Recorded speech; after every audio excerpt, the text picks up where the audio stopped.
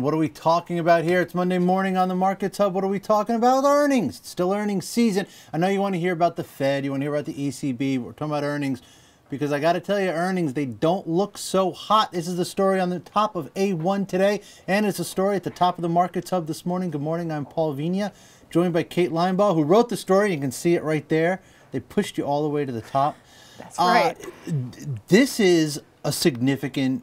I mean, this has kind of been building, and we talk about earnings here all the time, so it's not a shock, but this has been building. This is a significant turn here. The corporate profits are not outpacing anything anymore. Right, they've been decelerating for the past 3 quarters since the third quarter of last year, but just last week, predictions for the third quarter of 2012 have turned negative. Yeah. So as a kind of helpful driver in otherwise sluggish economic times, it seems like the wind is coming out of those sails a little bit. Right. I mean, this has been the one thing that, besides the Fed, that the stock market has been able to hang its hat on. Corporate profits have been strong. They've been strong for a long time. Manufacturing sectors look good. Exports, all these things.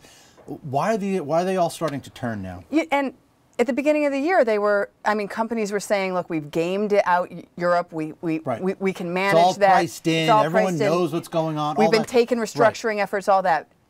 Seems like it's, Europe's hit harder. It seems like the weak consumer sentiment in the U.S.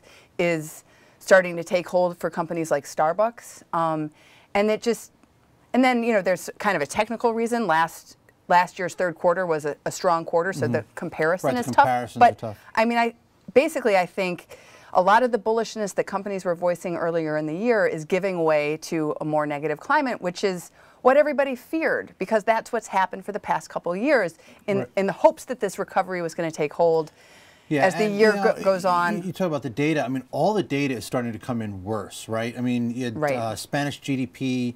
Today they said the economy is going to be worse. Consumer spending, you've talked about something that's been down, I think, 4 months in a row. Not negative, but it's been down. You have slowing economies here and in the U.S. Shoppers aren't spending. Again, the recession in Europe. Every data point says it's worse than we thought it was going to be. All this is affecting the dollar, and you folks can read this stuff for yourself here. And I want to know about commodity prices too. You mentioned this in your story. Not only are they coming down, but what that means. Well, it's affecting the profits of commodities companies that are, that have been doing well. But it also means that manufacturers aren't ordering as much commodities. It sort of is an indicator that that demand isn't there in the way that it had been. Right. So for some companies that's beneficial, their commodities costs come down. It can cut both ways, but it does suggest that there's greater economic weakness out there, and for Chevron and that means weaker earnings. Yeah, and obviously, I mean, a lot of this, when you talk about commodities, a lot of it's tied up in China, and they were voracious commodities appetite. They had a huge appetite for commodities.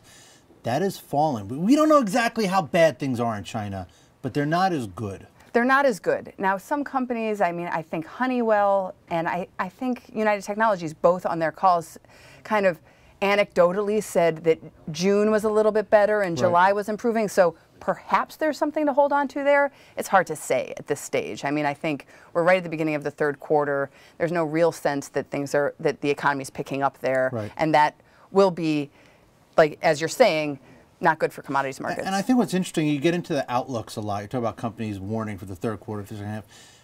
It seems like in the recent past, a lot of times you'd get companies being conservative.